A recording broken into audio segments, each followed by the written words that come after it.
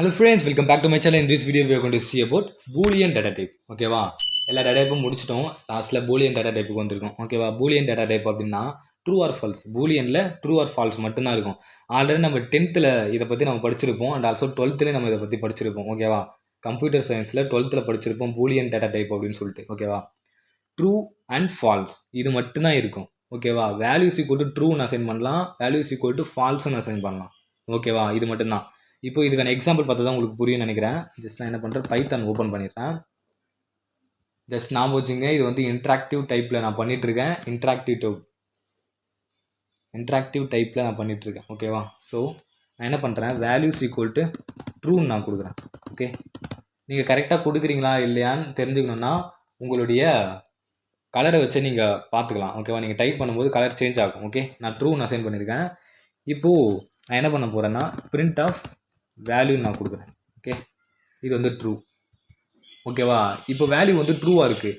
இதெல்லாம் எதுக்கு யூஸ் பண்ணுறாங்க அப்படின்னா கண்டிஷனில் நம்ம யூஸ் பண்ணலாம். இஃப் வேல்யூஸ் ஈக்குவல் டு ட்ரூவாக இருந்தால் என்ன ஆகணும் அப்படின்னு நம்ம கொடுக்கலாம். எப்படின்னா எனக்கு பிரிண்ட் வந்து ஹாய் நான் கொடுக்க போகிறேன் அப்படின்னு சொல்லிட்டு நான் கொடுக்கலாம்.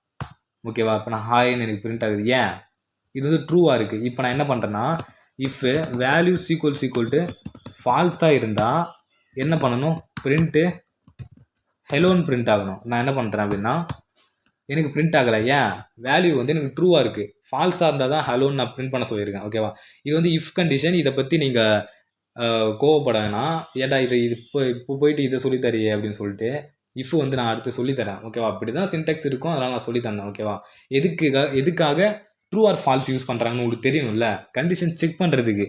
ஓகேவா ட்ரூ இல்லைன்னா ஃபால்ஸ், இவ்வளோ தான் மேட்ரு. ஓகேவா ஓகே ஃப்ரெண்ட்ஸ், பூலியனில் என்ன இருக்குது, ட்ரூ அண்டு ஃபால்ஸ் மட்டும்தான் இருக்குது. இப்போதைக்கு இதை பற்றி நீங்கள் டென்ஷன் ஆகாதீங்க.